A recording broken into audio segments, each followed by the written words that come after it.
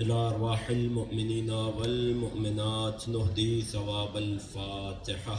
بسم الله الرحمن الرحيم. الحمد لله رب العالمين الرحمن الرحيم مالك يوم الدين. إياك نعبد وإياك نستعين. اهدنا الصراط المستقيم صراط الذين أنعمت عليهم غير المغضوب عليهم ولا الضالين. لا حول ولا قوة إلا بالله العلي العظيم. أعوذ بالله السميع العليم من الشيطان اللعين الرجيم. بسم الله الرحمن الرحيم. الحمد لله الذي خلقنا في أمة الذي فاز رتبته إلى قاب قوسين، وأكرمنا بولاية وصيه الذي ردت له الشمس مرتين، وجاهد بالسيفين وصلى إلى القبلتين، وشرفنا بحب الزهراء أم السبطين. والصلاة والسلام والتحية والإكرام على أشرف الكونين رحمة للدارين جد الحسنين أعني أبا القاسم محمد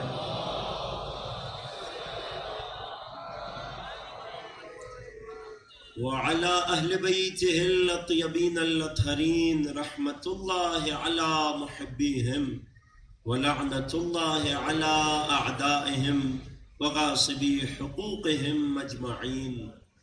أما بعد، فقد قال الله الحكيم في كتابه الكريم: بسم الله الرحمن الرحيم.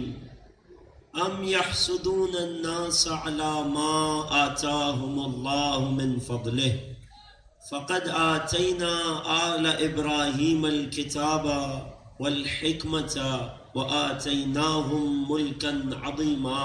صدق الله العلي العظيم. درود ہدیہ کیجئے محمد و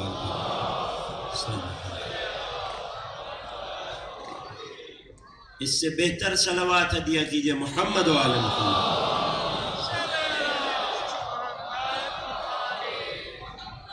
ابتدائے کلام آپ تمام حاضرین فرش عزا کی خدمت میں سلام علیکم. پروردگار کا شکر بجا لاتے ہیں اس عظیم نعمت پر کہ پالنے والے نے ہمیں در محمد و آل محمد نصیب کیا. جان گرامی، اس سلسلہ گفتگو میں مسلسل ہمارا موضوع آل ابراہیم اور ملک عظیم سورہ نساء آیت 54 کی روشنی میں جاری ہے، جس میں یقین جانیے قرآن کی ایک ایک آیت وہ ہے کہ اگر اسے پھیلایا جائے تو نہ جانے کتنا ہی وقت بھی کم پڑ جائے اس آیت کے تمام رازوں کو درک کرنے میں. آج ہماری چھٹی گفتگو ہے اور بات ہماری آیت کے پہلے ٹکڑے تک ہی محدود رہی، مگر آج سے کوشش یہ ہوگی کہ اب جو 4 دن بچ گئے ہیں آپ کی خدمت میں، اس آیت کو سمیٹا جائے تاکہ جب ہم اس عشرہ مجالس سے آگے بڑھیں تو کچھ نئے نتائج اپنے ذہن میں اخذ کر کے آگے بڑھیں. قرآن کی اس آیت کے صدقے معرفت کے کچھ نئے دروازے ہم پہ واہ ہو جائیں. لہٰذا آج کی گفتگو، آیت کا ترجمہ تو ذہنوں میں ہے. ام یحسدون الناس، یہ لوگ حسد کیوں کرتے ہیں لوگوں سے، علی ما آتاہم اللہ من فضلہ، ان نعمتوں پر کہ جو اللہ نے لوگوں کو اپنے فضل سے عطا کی ہیں. پھر خدا نے حوالہ دیا، فرمایا فقد آتینا آل ابراہیم الکتاب، بس ہم نے آل ابراہیم کو کتاب عطا کی، والحکمہ، ہم نے آل ابراہیم کو حکمت عطا کی، وآتیناہم ملکا عظیما، اور ہم نے آل ابراہیم کو ایک عظیم سلطنت، اقتدار اور مملکت عطا کی. ایک درود ہدیہ کیجئے محمد.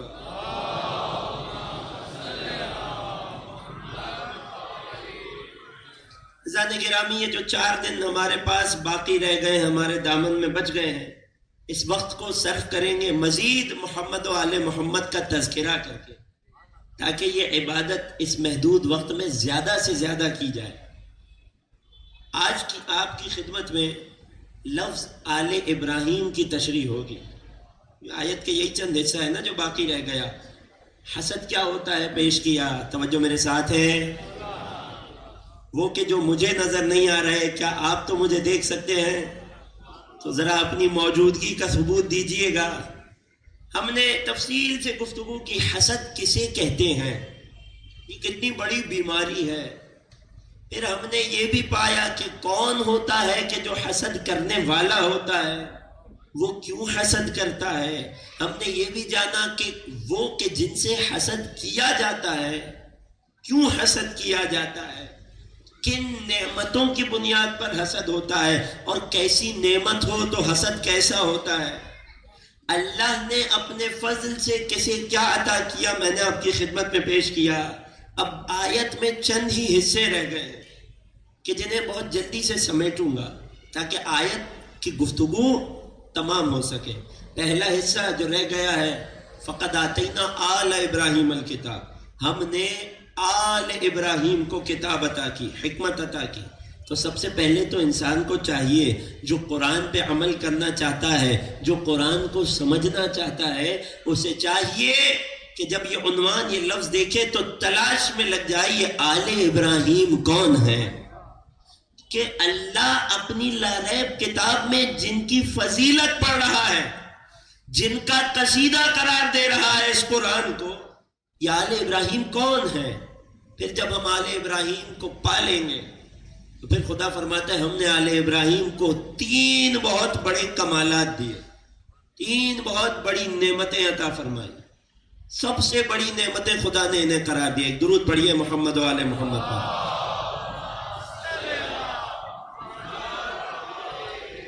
پہلی نعمت، ہم نے آل ابراہیم کو کتاب عطا کی۔ اس جملے کا مطلب کیا ہے؟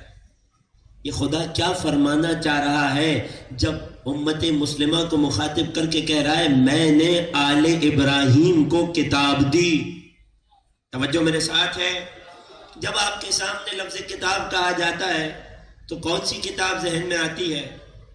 اللہ کی لاریب کتاب ذہن میں آتی ہے۔ میرا آپ سے سوال ہے، وہ ہاتھ نہ اٹھائے کہ جس کے گھر پہ قرآن ہو، وہ ایک انسان مجمع میں ہاتھ اٹھا لے کہ جس کے گھر میں اللہ کی لاریب کتاب قرآن نہ ہو۔ غور کر رہے ہیں؟ تو کوئی مسلمان، کسی مسلمان کا گھر خالی تو نہیں ہوتا اللہ کی کتاب سے۔ تو کتاب تو سب کو ملی، تو پھر یہ کون ہے کہ جن کے بارے میں خدا خاص اعلان کر رہا ہے کہ ہم نے آل ابراہیم کو کتاب دی؟ اے خدا، وہ جو ہم سب کے گھر رکھا ہے، وہ جو ہم سب کے گھر جزدان میں طے کر کے بڑے ادب سے رکھا ہے، وہ کیا ہے؟ اگر کتاب آل ابراہیم کو ملی تو یہ ساری امت کیا پڑھ رہی ہے؟ تو مطلب کیا ہے اس جملے کا کہ ہم نے آل ابراہیم کو کتاب دی؟ جو تمہیں دیا ہے مسلمانوں وہ تو قرآن کے نسخے ہیں، وہ تو قرآن کے نسخے ہیں، وہ تو کاغذ کے اوراق ہیں جن پر اللہ کی نورانی آیات لکھی ہیں۔ کتاب کا نسخہ ملنا اور ہوتا ہے، اور خود اللہ کی کتاب ملنا اور ہوتا ہے۔ کل کی گفتگو میں تفصیل آئے گی کہ آل ابراہیم کو کتاب ملی، مطلب کیا ہے، کیا فرمانا چاہ رہا ہے خدا، اس آیت میں کیا راز ہے کہ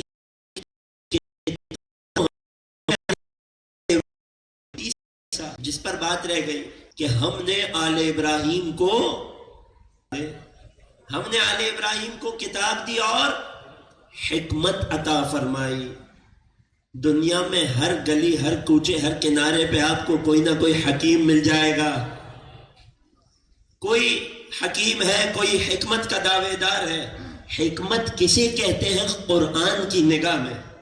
وہ کون سی حکمت ہے جو اللہ نے صرف آل ابراہیم کو دی، ان کے علاوہ کسی کو نصیب نہ ہوئی؟ اس پر بات ہوگی پرسوں کی گفتگو میں۔ پھر آخری روز وہ آیت کا اختتام، وہ آیت کا خاتمہ بالخیر کہ جس پر بات ہوگی کہ کتاب اور حکمت تو دے دی لیکن اس کے باوجود کچھ کمی تھی جو رہ گئی تھی، کہ جسے قدرت نے پورا کیا کیسے؟ آل ابراہیم کو ملک عظیم عطا کر کے۔ یہ ملک کسے کہتے ہیں؟ ملک عظیم قرآن کی نگاہ میں کیا ہے؟ غور کیجئے گا، ملک عظیم قرآن کی نگاہ میں کیا ہے؟ اور یہ آل ابراہیم کو کیسے ملا، کس کس صورت میں ملا؟ اس پر بات ہوگی ملک عظیم پر آخری گفتگو میں۔ یہ ہماری آئندہ مجلسوں کی ایک ترتیب ہے جو میں نے آپ کی خدمت میں پیش کر دی۔ اگر توجہ میرے ساتھ ہے تو آج کی گفتگو پر بات کا آغاز کرنا چاہتا ہوں، مل کر ابتدا سے آخر تک ایک درود پڑھ دیجئے۔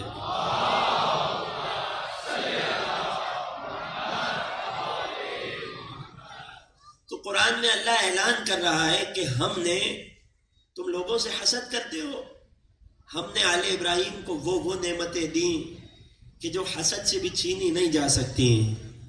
ہم نے آل ابراہیم کو کتاب دی ہے۔ خدا یہ آل ابراہیم کون ہے؟ بعید نہیں جواب آئے کہ اگر کسی کی آل کو جاننا ہو تو پہلے اس ذات کو پہچاننا پڑے گا۔ پہلے ذرا ابراہیم کو تو پہچانو، تب سمجھ آئے گا کہ یہ آل ابراہیم کون ہے۔ اے خدا یہ ابراہیم کون ہے؟ قرآن نے کئی مرتبہ، سینکڑوں مرتبہ اپنے خلیل کا اللہ نے تعارف کرایا۔ ان ابراہیم کان امتن، ابراہیم اپنے آپ میں ایک امت تھے۔ توجہ کیجئے گا، ان ابراہیم کان امتن، ابراہیم اپنے آپ میں ایک امت ہے۔ پروردگار ایک فرد تھے، تیرے نبی تھے، فرمایا نہیں ایک فرد تھے مگر اپنی حکمت میں، اپنی طاقت میں، اپنی معرفت میں، اپنے مقام و مرتبے میں ایک امت کے برابر تھے۔ قانتا للہ حنیفا، کہ اللہ کی بارگاہ سے لو لگائے ہوئے تھے، صحیح راستے پر تھے۔ وما کان من المشرکین، اور قرآن کی نگاہ میں صحیح راستے پر ہونے کی دلیل یہ ہے۔ اب اس لفظ پر غور کیجئے گا، ایک ہے کہ ابراہیم مشرکین میں سے نہیں ہے، ایک ہے وما کان من المشرکین، ابراہیم کبھی مشرکوں میں سے نہیں تھے۔ یہ ابراہیم کا ایک تعارف ہے۔ قرآن میں جا بجا آیات نازل ہوئی کہ جو ابراہیم کا تعارف کراتی ہے۔ کبھی اللہ نے فرمایا کہ ہمارے خلیل ابراہیم نے ہماری توحید اس طرح پھیلائی، وہ پورا واقعہ آپ کے ذہنوں میں اشارہ کر کے گزر جاؤں گا۔ ہمارے خلیل نے ہماری توحید اس طرح پھیلائی کہ بت شکن بن گئے، بتوں کو توڑ دیا، مگر آخری بت کی گردن میں کلہاڑی کو ڈال دیا، سب سے بڑے بت کی گردن میں کلہاڑی کو ڈال دیا، تاکہ جب لوگ آئیں تو الزام بڑے بت پہ آئے۔ جانتے ہیں نا سر؟ اب یہ بھی بات ذہن میں رکھیے گا، یہ مقدمہ، یہ تمہید ذہن میں رکھیے گا۔ آل کہتے ہیں اولاد کو، بالخصوص کیا معنی ہے میں بتاؤں گا ابھی۔ آل کہتے ہیں اولاد کو۔ اولاد وہ ہوتی ہے جس میں اپنے اجداد کے اثرات دکھائی دیتے ہیں۔ ابراہیم کون ہے؟ ارشاد ہوا بت شکن ہے۔ اب دیکھنا کہ جو ابراہیم کی آل ہوگا وہ بھی اپنے جد ابراہیم کی طرح بت شکن ہوگا۔ میرے ساتھ شامل ہو گئے؟ خدا آپ کو جزائے خیر دے۔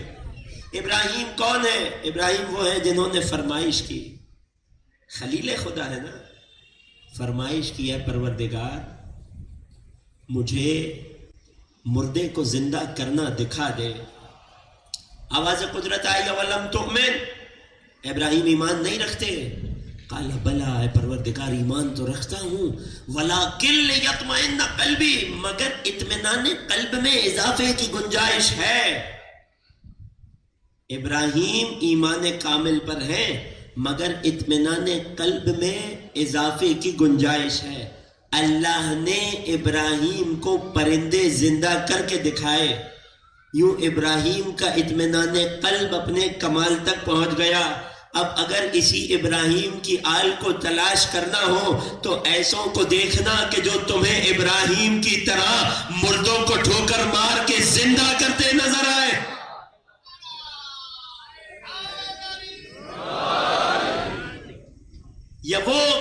اطمینان اتنا کامل ہو کہ کہتے نظر آئے لو کشف لی الغطاء لمزددت یقینا، اگر میری آنکھوں سے سارے پردے ہٹ جائیں یقین میں اضافے کی گنجائش نہیں ہے۔ وہ دادا ابراہیم تھے، غور کر رہے ہیں، ابراہیم کا تعارف ہوتا گیا۔ کون ہے یہ ابراہیم؟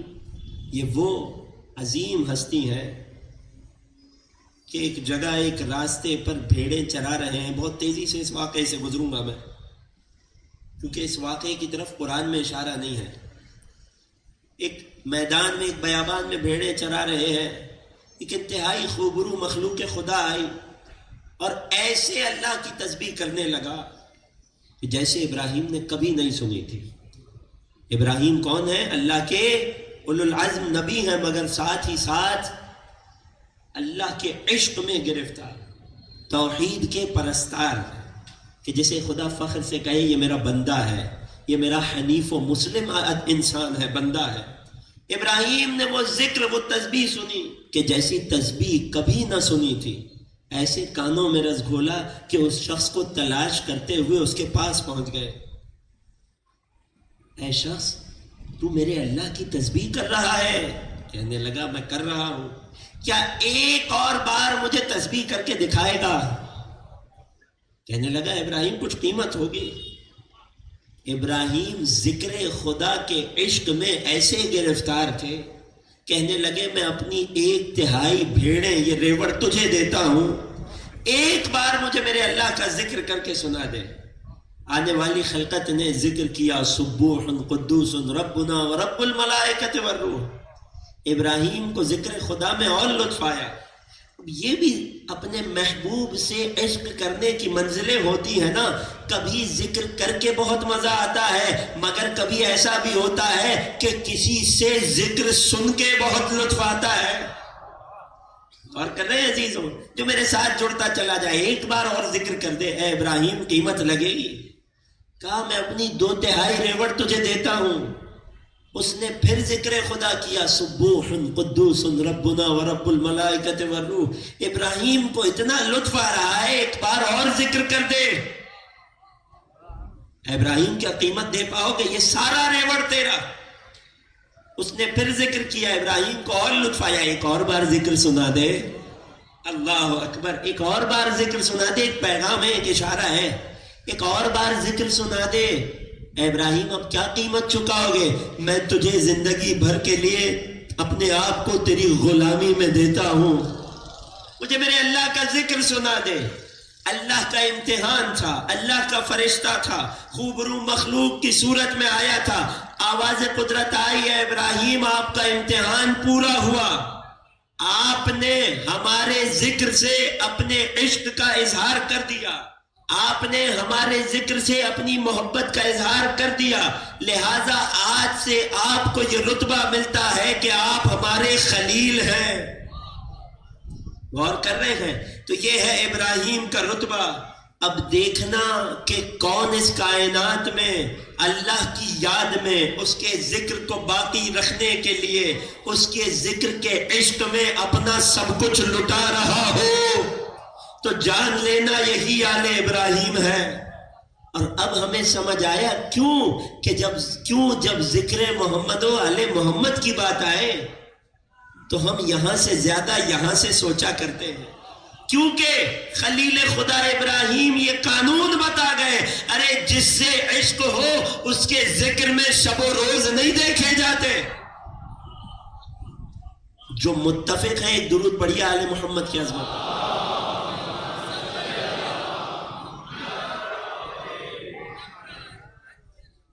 یہی ابراہیم، قرآن نے ایک اور امتحان نقل کیا، ایک اور رتبہ بتایا۔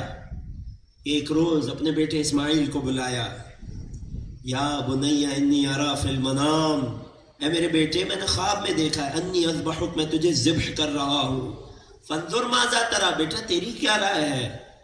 فرما بردار بیٹے نے عرض کی، یا ابت افعل ما تؤمر۔ یہ الفاظ یاد رکھیے گا، یہ الفاظ پروردگار کو اتنے حسین لگے کہ اپنی لاریب کتاب میں انہیں جگہ دے دی۔ یا ابت افعل ما تؤمر، اے پروردگار، اے بابا، جو آپ کو امر آیا ہے، حکم آیا ہے، اسے انجام دیجئے۔ ستجدنی انشاءاللہ من الصابرین، بابا آپ مجھے صبر کرنے والوں میں پائیں گے۔ ابراہیم بیٹے کو لے کر چلے ہیں، گلے پر چھری رکھی ہے، بیٹا چلا گیا، جنت سے دمبا آیا، آواز قدرت آئی، قد صدقت الرؤیا۔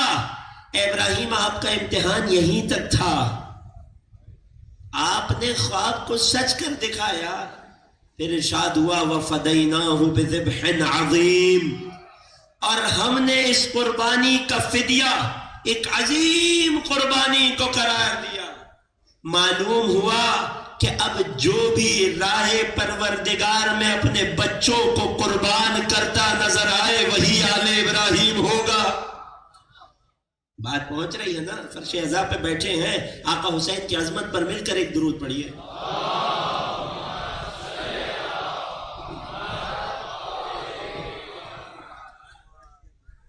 تو یہ ہے اللہ کے نبی ابراہیم، جب ہر امتحان کو طے کر لیا۔ توجہ میرے ساتھ ہے، آمادہ ہے انشاءاللہ؟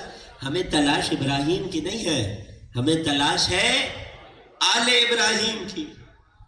جب ابراہیم نے سارے امتحان مکمل کر لیے تو اب ارشاد ہوا، سورہ بقرہ آیت 124، وَإِذِ ابْتَلَىٰ إِبْرَاهِيمَ رَبُّهُ بِكَلِمَاتٍ، جب ابراہیم کو ان کے پروردگار نے چند کلموں کے ذریعے آزما لیا، فَأَتَمَّهُنَّ، اور ابراہیم نے سارے امتحانات کو پورا کیا، تو اب اللہ نے ابراہیم کو سب سے بڑا انعام دیا۔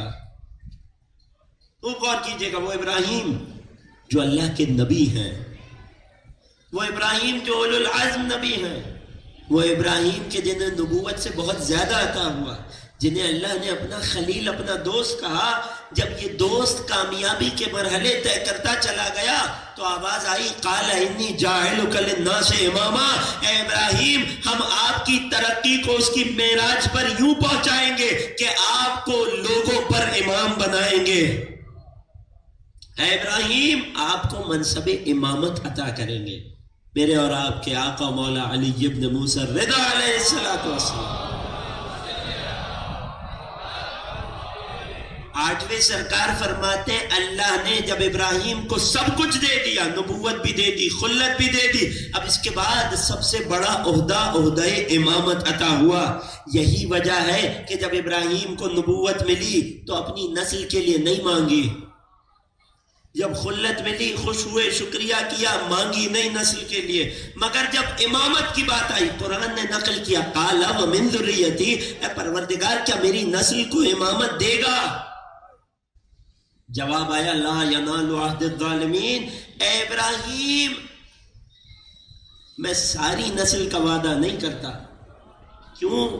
کیونکہ میرا یہ عہدہ امامت اتنا پاک ہے کہ یہ میرے بندوں میں ظالموں کو نہیں ملتا۔ اس آیت کے ایک ٹکڑے نے قیامت تک آنے والے کسی بھی ظالم کی امامت کو باطل کر دیا۔ امامت صرف معصوم میں منحصر ہو کے رہ گئے، اس ایک جملے کی وجہ سے۔ کیوں؟ کیونکہ ظلم کی کئی قسمیں ہوتی ہیں نا۔ ایک ظلم ہے جو دوسروں پر ہو، مخلوق پر ہو، ایک ظلم ہے جو اپنے آپ پر ہو گناہ کر کے، ظلمت نفسی دعائے کمیل کا جملہ ہے نا۔ ایک ظلم ہے جو اللہ کی ذات پر ہو، وہ کیا ظلم ہے؟ ان الشرک لظلم عظیم، شرک عظیم ظلم ہے۔ اے ابراہیم آپ کی نسل میں ظالم کو یہ عہدہ نہیں ملے گا۔ معلوم ہوا جب بھی کائنات میں کسی نے اگر ایک لہجہ بھی بت کے آگے سر جھکایا ہوگا وہ لوگوں کی امامت کے قابل نہیں رہے گا۔ جو پہنچ رہے میرے ساتھ سفر میں شامل رہیے گا۔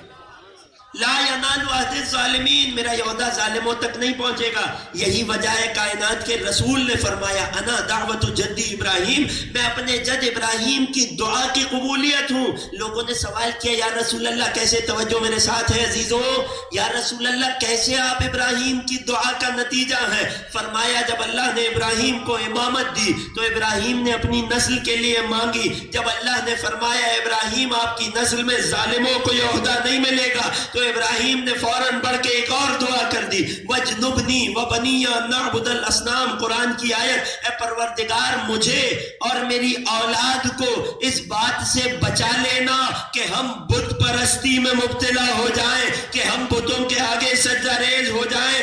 رسول گرامی فرماتے ہیں اللہ نے ہمارے جد ابراہیم کی اس دعا کو قبول کیا، نتیجے میں محمد اور میرا بھائی علی وہ ہے کہ ہم نے زندگی بھر کبھی کسی بت کے آگے سجدہ نہیں کیا۔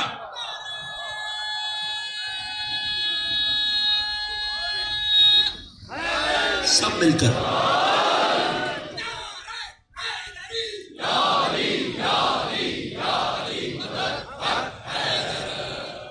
لہذا فرماتے ہیں، لہذا جو امامت ابراہیم نے اپنی نسل میں مانگی تھی وہ اللہ نے مجھ محمد کو، میرے بھائی علی کو اور علی کی آل کو عطا کی۔ ایک درود پڑھیے رسول گرامی کی عظمت پر۔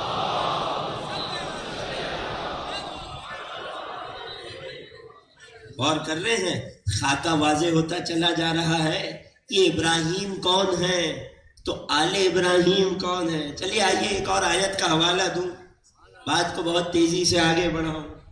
سورہ مبارکہ آل عمران آیت 33 میں ارشاد ہوا، اور بڑی اہم آیت ہے یہ۔ آل محمد کے چاہنے والوں اس آیت کو یاد کر لو، اس آیت کے نشان کو یاد کر لو۔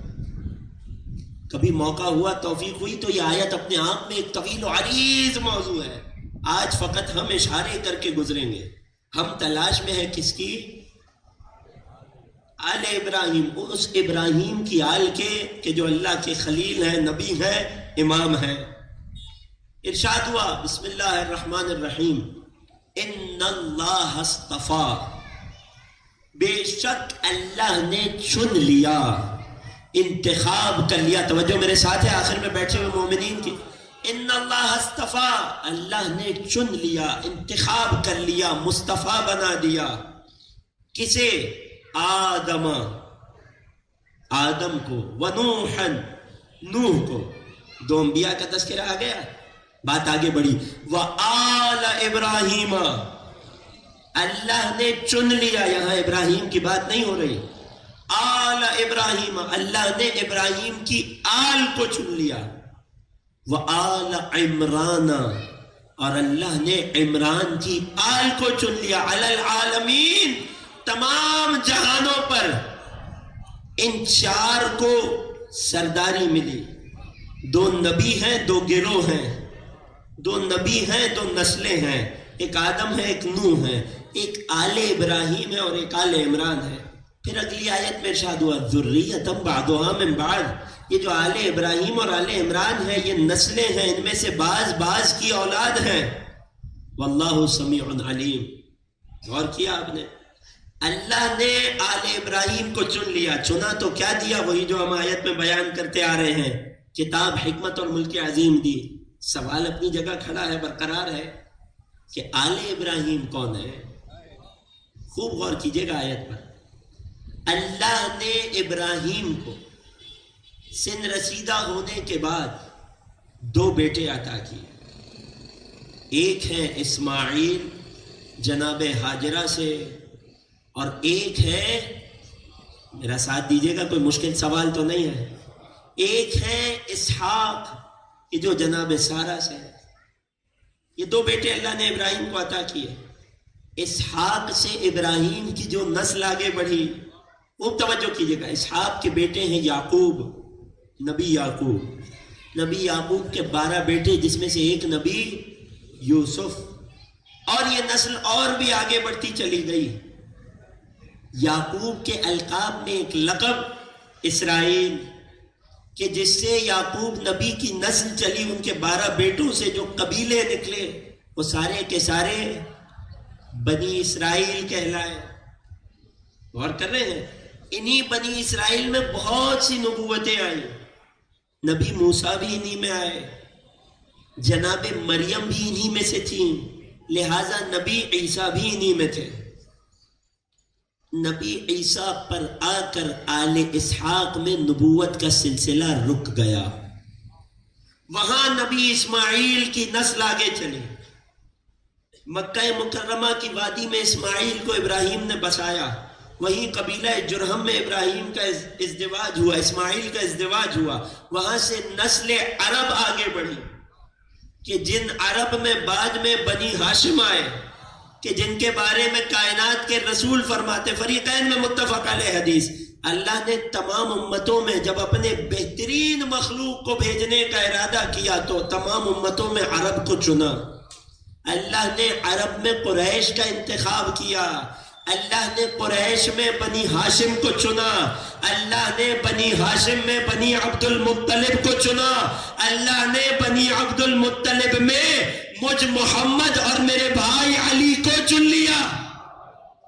لہٰذا ہم وہ ہیں کہ جو چنے ہوئوں میں بھی چنے ہوئے ہیں، کہ جن سے زیادہ خالص تمہیں مخلوق خدا میں کوئی نہ ملے گا۔ ایک درود پڑھیے رسول اور آل رسول کی عظمت۔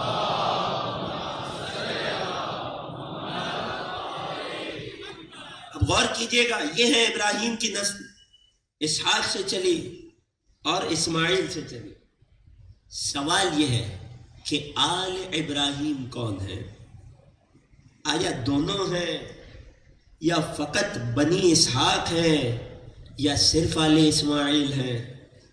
توجہ میرے ساتھ ہے، قرآنی بحث ہے، اسے قرآن کی آیتوں کی ترتیب سے لے کر چلا جاتا ہے، یہ اس بحث کا تقاضا ہے تاکہ جب اٹھیں تو دلوں میں، دماغوں میں، ذہنوں میں گتھیاں سلجھ کر اٹھیں۔ غور کیجئے گا، اب ابراہیم کی نسل میں یہ دو نسلیں چلی، کون ہیں ان میں آل ابراہیم؟ کس کے سر پہ آل ابراہیم ہونے کا تاج سجے گا؟ آیت میں جو اگلا لفظ آیا آل عمران، اب یہ عمران کون ہے؟ تمام تر مفسرین اسلام نے یہ لکھا کہ یہ عمران دو میں سے کوئی ایک ہے۔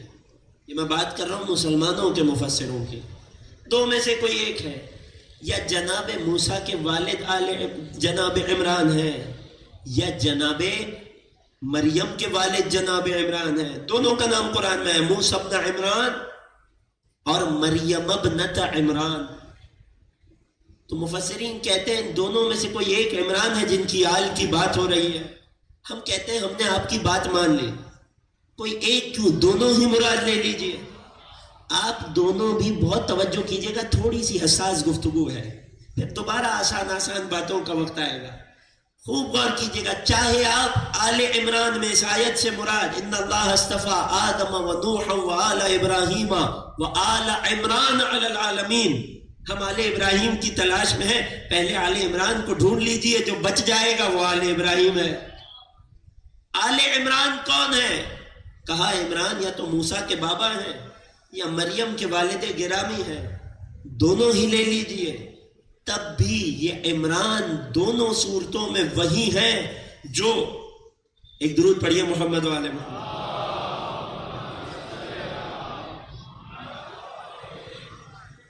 یہ عمران دونوں صورتوں میں، چاہے دونوں میں سے کوئی ہو یا چاہے دونوں ہو، دونوں صورتوں میں یہ عمران وہ ہیں جو اولاد یعقوب میں آئے۔ خوب غور کیجئے گا، یہ عمران دونوں صورتوں میں وہ ہیں جو اولاد یعقوب میں آئے۔ اب قرآن کا یہ کہنا ان اللہ اصطفیٰ آدم و نوح، ہم نے آدم کو چنا، نوح کو چنا، آل ابراہیم کو چنا، آل ابراہیم کے تذکرے کے بعد خاص طور سے آل عمران کا کہنا بتا رہا ہے کہ جہاں آل ابراہیم کہا تھا وہاں ابراہیم کی دونوں نسلیں مراد نہیں تھیں۔ کیوں؟ کیونکہ جو نسل یعقوب سے چلی وہ آل عمران کہلائے، لہٰذا جو آل ابراہیم میں بچ گئے وہ فقط آل اسماعیل ہیں۔ اور یہ بتانے کی ضرورت تو نہیں ہے نا وہ آل اسماعیل کون ہیں، وہ میرے اور آپ کے نبی محمد و آل محمد ہیں۔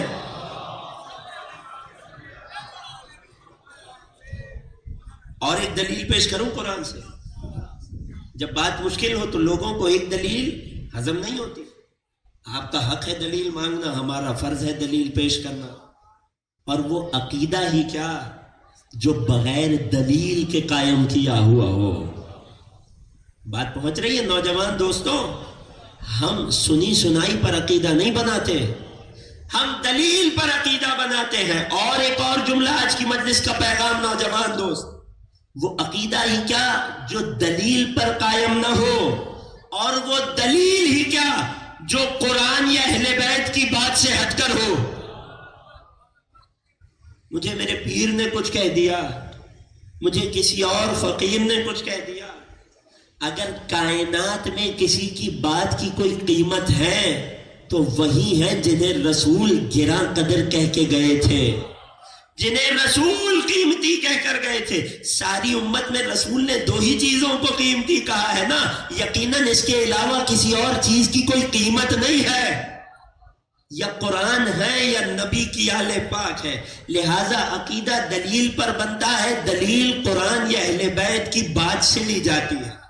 اس کے علاوہ جو کچھ بھی ہے، مولا فرماتے شرقا او غربا لن تجدا علما صحیحا الا ما خرج من عندنا اہل البیت. اے دنیا والو، چاہے مشرق میں سر مارتے پھرو، چاہے مغرب میں پھرتے رہو، تم کبھی صحیح علم کو نہ پاؤ گے سوائے اس کے جو ہم اہل بیت کے گھر سے نکلا ہو.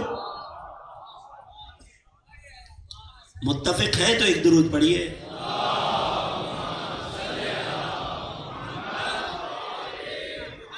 بات کو بہت تیزی سے آگے بڑھاؤں، دلیل چاہیے پیش کروں کہ آیت میں آل ابراہیم سے مراد ابراہیم کی نسل میں آنے والے دو بیٹوں اسماعیل اور اسحاق میں سے فقط اسماعیل کی آل مراد ہے.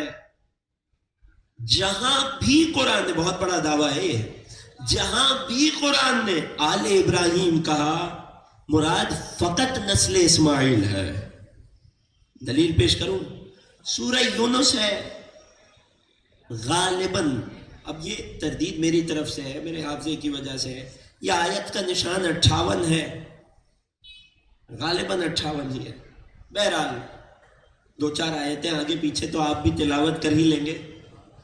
ارشاد ہوا، خوب غور کیجیے گا آیت پر، اولئک الذین، یہ وہ لوگ ہیں جن کی بات پیچھے چلتی آ رہی ہے سورہ یونس میں. اولئک الذین، یہ وہ لوگ ہیں انعم اللہ علیہم، کہ جن پر اللہ نے اپنی نعمتوں کو اتارا. یہ کون لوگ ہیں؟ اللہ نے انبیاء کے نام گنوانا شروع کیے. جہاں نام گنوائے وہاں آل ابراہیم کا لفظ بھی آیا، اور پھر جناب اسرائیل کا لقب استعمال ہوا. غور کیجیے گا، آل ابراہیم کا لفظ آیا اور پھر جناب اسرائیل کا نام آیا.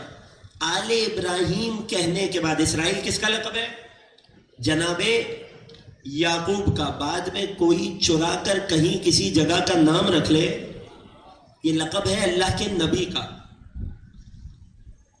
اللہ نے آل ابراہیم کے تذکرے کے بعد جناب اسرائیل کو جدا کر کے بیان کیا تاکہ دنیا والوں تک یہ پیغام پہنچے کہ جب ہم آل ابراہیم کہیں گے تو مراد آل یعقوب نہیں ہے، مراد فقط آل اسماعیل ہے.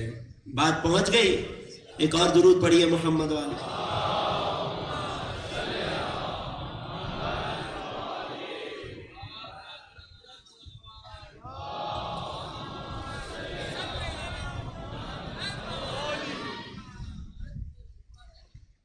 خوب غور کیجیے گا. اب یہاں تک بات آ گئی کہ آل ابراہیم فقط جناب اسماعیل کی آل کو کہتے ہیں. قرآن نے جہاں آل ابراہیم کہا، کئی مقامات پر جناب یعقوب کی آل کو جدا کیا. اب سوال اٹھتا ہے کہ جب اللہ نے آیت میں 4 ہستیوں کے استعفاء کا اعلان کیا، ان کے چنیدہ ہونے کا اعلان کیا، تو یہ 4 ہی کیوں ہیں؟ ان اللہ اصطفیٰ آدم و نوح و آل ابراہیم و آل عمران، یہ 4 ہی کیوں ہیں؟ مفسرین نے جواب لکھا، ایک ہے کہ جو بشریت کی ابتدا ہے. خوب توجہ کیجیے گا عزیزوں، آخری جملے ہیں، نتیجے کی طرف ہوں میں. فرماتے ہیں ایک خلقت کی ابتدا میں جو اللہ کی حجت ہے جناب آدم، اور ایک وہ کہ جو آدم ثانی ہے، کہ جب اس انسانیت کی دوبارہ سے ابتدا ہوئی، گنے چنے لوگ بچ گئے تھے نا، تب جو انسانیت پر حجت قرار پائے وہ ہے نوح. لہذا قرآن نے ان دونوں ہستیوں کا انتخاب بیان کر کے انسانیت کی 2 ابتداؤں کو محفوظ کر لیا. پھر قرآن نے جب آل عمران کہا تو اس لیے کہا کہ جناب عمران کی نسل میں موسیٰ بھی آئے، عیسیٰ بھی آئے. یہ دو صاحبان شریعت نبی ہیں. ایک کی شریعت کو یہود کہتے ہیں، ایک کے دین پر عمل کرنے والے کو نصارہ کہتے ہیں. یہ دو صاحبان شریعت تھے. ان کی شریعتیں دنیا میں بہت دیر تک قائم رہیں، اور آج بھی آپ کو ان شریعتوں کے پیروکار، نام نہاد ہی صحیح، پیروکار مل جائیں گے. کتابوں میں جتنی تحریف ہو مگر کتابوں کا نام مل جائے گا. لہٰذا ان کا نام لیا. آل ابراہیم کا نام کیوں لیا؟ وجہ یہ ہے کہ جس نے ان سب کو اختتام تک پہنچانا ہے، جس پر انسانیت اپنے کمال تک پہنچے گی، وہ کون ہوں گے؟ وہ نبی محمد اور آل محمد ہوں گے، جو سب کے سب ابراہیم یعنی اسماعیل کی آل میں ہیں، آل اسماعیل میں. لہٰذا اللہ نے ان چار ہستیوں کا تذکرہ کیا. اور پھر کوئی یہ نہ سمجھے جب چاروں کا تذکرہ کیا تو آل عمران بھی برابر، آل ابراہیم بھی برابر. قرآن نے ابراہیم کی طرف اشارہ کرتے ہوئے فرمایا ما کان ابراہیم یہودین ولا نصرانین. موسیٰ کے پیروکار یہودی، عیسیٰ کے پیروکار نصرانی. قرآن سراحت سے کہتا ہے خبردار، ابراہیم یہودی نہ تھے نہ نصرانی تھے. تو پھر کون تھے؟ ولیکن کان حنیفا مسلما. ابراہیم مسلم حنیف تھے. کوئی نہیں ہے دنیا میں جو اپنے آپ کو مسلم کہے سوائے محمد کے پیروکاروں کے. یہی وجہ ہے کہ قرآن نے دوبارہ سے آل ابراہیم سے ایک مراد بتائی. ابراہیم سے قریب ترین کون لوگ ہیں وہ بتائے. ارشاد ہوا ان اول الناس بابراہیم. آخری آیت ہے زحمت تمام، مجھے اندازہ ہے.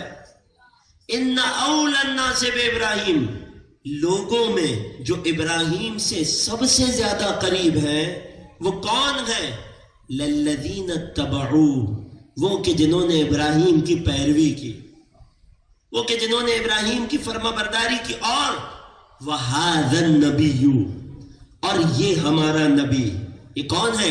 یہ ابراہیم کے قریب ترین ہے. وَالَّذِينَ آمَنُوا، جو اس نبی پر ایمان لائے. غور کیجئے گا عزیزوں، یعنی یہود اور نصارہ جناب ابراہیم کی ذات کو اپنے طرف بیان کر رہے تھے. ان کا یہ دعویٰ تھا کہ ابراہیم ہم میں سے ہے. اللہ نے اس دعوے کی نفی کی. اگر ابراہیم سے کوئی قریب ہے تو ہمارا آخری نبی ہے. اگر ابراہیم سے کوئی قریب ترین ہے تو ہمارے نبی کے پیروکار اور ان کی آل پاک ہے. غور کر رہے ہیں؟ یہی وجہ ہے کہ امام رضا خطبہ امامت میں ارشاد فرماتے ہیں، اور یہ ایک الگ طویل موضوع، خطبہ امامت میں ارشاد فرماتے ہیں کہ اللہ نے جب اپنے نبی اپنے خلیل ابراہیم کو امامت عطا کی، نتیجہ پیش کر رہا ہوں آل ابراہیم ہونے کا. کیوں آل ابراہیم کو اتنی برتری مل رہی ہے؟ کیوں آل ابراہیم کو یہ امتیاز مل رہا ہے؟ فرماتے ہیں اللہ نے جب ہمارے جد ابراہیم کو امامت عطا کی اور ابراہیم نے یہ امامت اپنی نسل میں مانگی، اللہ نے ابراہیم کی نسل میں جو مخلصین تھے انہیں یہ منصب امامت دیا. اور اس کا اعلان اسی آیت میں کیا کہ اگر اب کوئی ابراہیم سے منصب میں قریب تر ہے تو ہمارا نبی محمد اور ان کی آل پاک ہے. مولا فرماتے ہیں قیامت تک اللہ نے اس منصب امامت کو ہمارے جد رسول اللہ اور ان کی آل میں رکھ دیا. یوں اگر پیغام ابراہیمی کسی کے ذریعے سے باقی ہے اور قیامت تک باقی رہے گا تو وہ فقط محمد و آل محمد کی ذوات گرامی ہے. ایک درود پڑھیے محمد و آل محمد.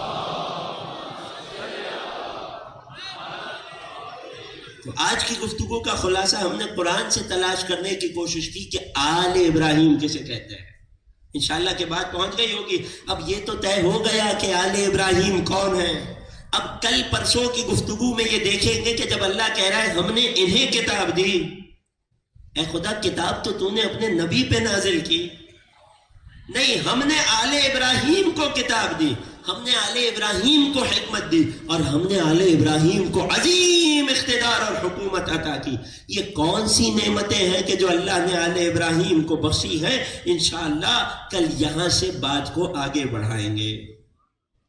جو آیت استفاء آپ کی خدمت میں تلاوت کی، سورہ آل عمران آیت 33، ان اللہ اصطفیٰ آدم و نوح، یہ آل محمد کے باب میں اتنی اہم آیت ہے، یہ اتنی مؤثر آیت ہے کہ میدان کربلا میں آقا حسین نے کسی اور کو نہیں مگر جب جناب علی اکبر کو میدان میں بھیجنے کا ارادہ کیا، جب شبیہ پیمبر کو میدان میں بھیجنے کا ارادہ کیا تو اسی آیت کی تلاوت کی، ان اللہ اصطفیٰ آدم و نوحا وآل ابراہیم وآل عمران علی العالمین۔ امام اس آیت کی تلاوت کر کے بتا رہے تھے ارے جس آل ابراہیم کو اللہ نے چنا ہے وہ یہی علی اکبر ہیں، وہ ان کے نانا رسول اللہ تھے، ان کے دادا رسول اللہ تھے، وہ ان کے بابا حسین ہیں۔ غور کر رہے ہیں، یعنی میدان کربلا میں دشمن کے سامنے بھی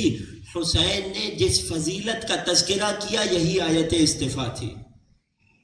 اسی آیت استفا کا ایک مصداق قرآن رسالت کا ایک پارہ، آقا حسن کی آنکھوں کا تارہ، آج جن کا تذکرہ ہے، جن سے منسوب یہ رات ہے، جن کا ذکر یہاں اس رات میں ہوتا ہے، جناب قاسم ابن حسن مجتبیٰ۔ کربلا میں آپ آقا حسن کی نمائندگی کر رہے تھے، غور کر رہے ہیں۔ آج جناب ام فروہ کی بارگاہ میں ان کے لال کا پرسہ پیش کرنا، آج مدینے کا رخ کریں گے، جنت البقیع کی اجڑی قبر کو یاد کریں گے اور آقا حسن مجتبیٰ کی بارگاہ میں ان کے لال قاسم کا پرسہ پیش کریں گے، ہاتھ جوڑ کے کہیں گے مولا ہمارا سلام ہو آپ کی غربت پر، آج آپ کی قبر شکستہ ہے، کل آپ کے قاسم کا لاشا شکستہ ہے۔ کون؟ قاسم ابن حسن، حسن کا شیر قاسم، حیدر کرار کا پوتا قاسم۔ کربلا کی راستے میں آقا حسین کے پاس آئے، چچا کیا شہید ہونے والوں میں میرا نام بھی ہے؟ اے قاسم کیف الموت عندک، کتنا بڑا سوال ہے ایک چچا کا اور کتنا ہی بڑا جواب ہے ایک بھتیجے کا۔ کیف الموت عندک، اے قاسم موت تیری نگاہ میں کیسی ہے؟ فرماتے احلا من العسل، چچا موت شہد سے زیادہ میٹھی ہے۔ کیوں؟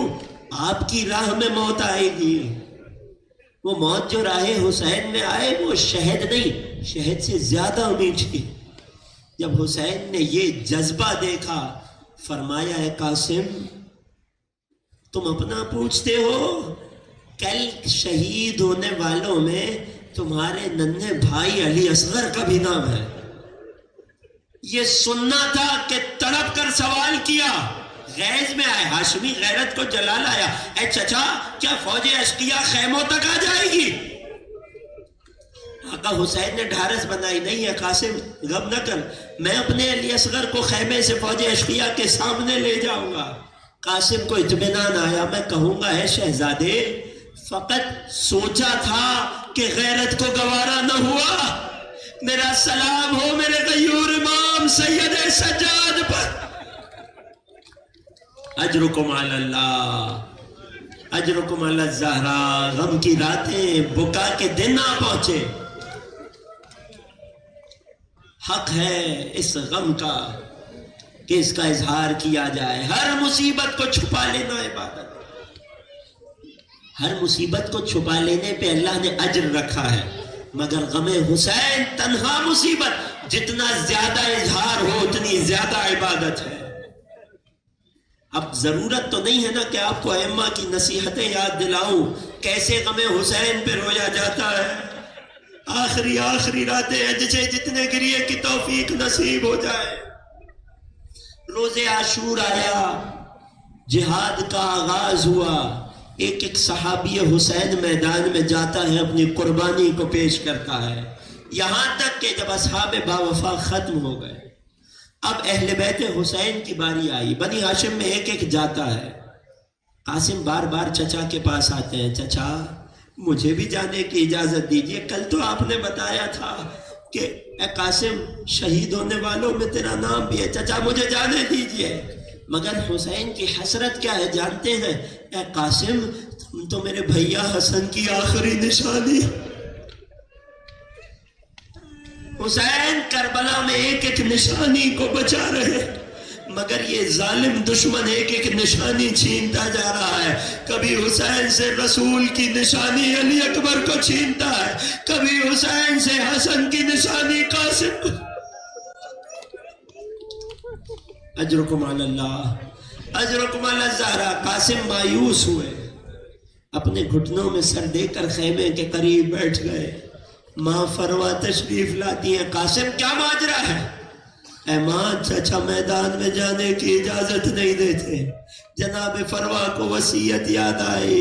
اے قاسم جب تم بہت کم سن تھے تمہارے بابا حسن مصطفیٰ بستر شہادت پر تھے، زہر پوری شدت سے اثر کر چکا تھا، کلیجے کے ٹکڑے کٹ کٹ کے دشت میں آ رہے تھے۔ اس موقع پر مجھے پاس بلایا تھا اور دھیمی سی آواز میں فرمایا تھا اے فروا میرے قاسم کو لاؤ میرے سینے پہ لٹا دو، اے فروا میرے قاسم کو میرے پاس لاؤ۔ جب میں تمہیں بابا کے سینے پہ لٹا کر آئی تو ایک چھوٹا سا تعویذ نکالا، اے فروا اسے قاسم کے بازو پہ باندھو، جب میرے بیٹے پر مشکل ترین وقت آئے اسے کھولنا، اللہ میرے قاسم کی مشکل کو آسان کرے گا۔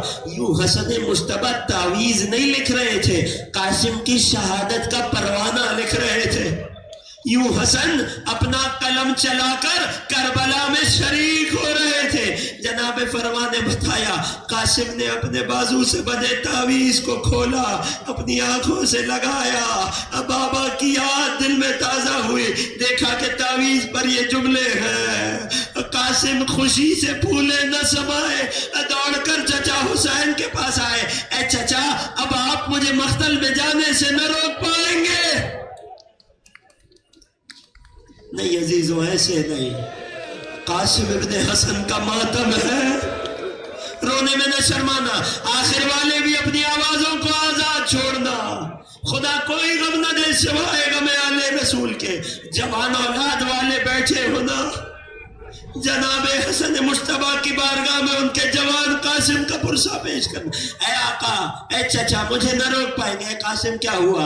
اے چچا یہ دیکھیے آپ کے بھائی حسن مصطفیٰ کی تحریر لایا۔ حسین نے تحریر کو لیا، آنکھوں سے لگایا، پڑھنا شروع کیا۔ یقیناً حسین کے ذہن میں بھائی کی یاد تازہ ہو۔ تحریر پر یہ پیغام لکھا تھا، اخی الحسین، اے میرے بھائی حسین، اذا کنت فی ارض کرب وبلا، جب تم زمین کربلا پر ہو، وحاقت بک الاعداء، اور دشمن تمہیں چاروں طرف سے گھیرے ہوئے ہو، میری طرف سے میرے قاسم کی قربانی کو چچا اور بھتیجا ایک دوسرے سے گلے لگے، مقتل کے جملے ہیں، اتنا روئے، فغشی علیہما، دونوں پہ غشا گیا۔ جب کسی کو غش آتا ہے تو پانی چھڑکا کرتا، نہ جانے علی کی بیٹی نے کیسے چچا اور بھتیجے کو غشی سے اٹھایا ہو، شاید اپنے آنسو ٹپکائے۔ حسین نے قاسم کو جنگ میں جانے کے لیے آمادہ کیا، راوی کہتا ہے ایسے تیار کیا جیسے کوئی یتیم آ رہا ہو۔ حسین نے قاسم کے گریبان کو جا کیا، سواری پہ سوار کیا، ادھر سے قاسم خیمے سے چلے ہیں۔ فوج اشقیاء کا راوی کہتا ہے ہم نے دیکھا ایسا لگا کہ کربلا کے میدان میں 14ویں کا چاند آ رہا ہے۔ جو دشمن کی نگاہوں میں 14ویں کا چاند ہو، ماں فروا کی نگاہوں میں کیا ہوگا؟ قاسم ابن حسن مصطفیٰ میدان جنگ میں آئے۔ ارزق شامی نامی پہلوان اپنے ایک بیٹے کو اس جوان کے مقابل میں بھیجتا ہے، قاسم نے پل بھر میں تہتے کیا، دوسرے بیٹے کو بھیجا، قاسم نے اسے بھی واصل جہنم کیا۔ حسن مجتبیٰ کی شجاعت کا اظہار کربلا میں قاسم کے ہاتھوں ہو رہا ہے۔ ارزق شامی کے 7 بیٹے تھے، ساتوں آئے، قاسم نے ساتوں کو واصل جہنم کیا۔ ادھر ارزق شامی خود میدان میں آیا، حسن کے شیر نے اسے بھی واصل جہنم کیا، یہاں تک کہ پسر سعد کی آواز آئی، ارے یہ حیدر کرار کا پوتا ہے، اسے چاروں طرف سے گھیر لو۔ چاروں طرف سے گھیرا گیا، قاسم پہ تیروں تلواروں سے حملہ ہوا، زخموں کی تاب نہ لا سکے، زمین کربلا کی طرف آئے، سر کو پیٹ کے ماتم کرنا۔ آخری جملے زحمت تمام، جب زمین کربلا پر آئے، آواز دی چچا مدد کو آئیے گا۔ مقتل کے جملے ہیں، حسین ایسے لپکے جیسے کوئی عقاب اپنے شکار کو لپکتا ہے۔ ادھر فوج اشقیاء میں آواز گونجی، ارے حسین نے حملہ کر دیا، عباس نے حملہ کر دیا۔ حسین کے حملے کا روب اتنا تھا، دائیں کی فوجیں بائیں کی طرف دوڑی، بائیں کا لشکر دائیں کی طرف آیا، قاسم پکارتے رہ گئے، چچا مدد کو آئیے، چچا مدد کو آئیے۔ جب حسین قاسم کے پامال لاشے کے کنارے پہنچے، تڑپ کر کہا، اے قاسم چچا کو معاف کر دینا، مجھے آنے میں تاخیر، ماتم حسین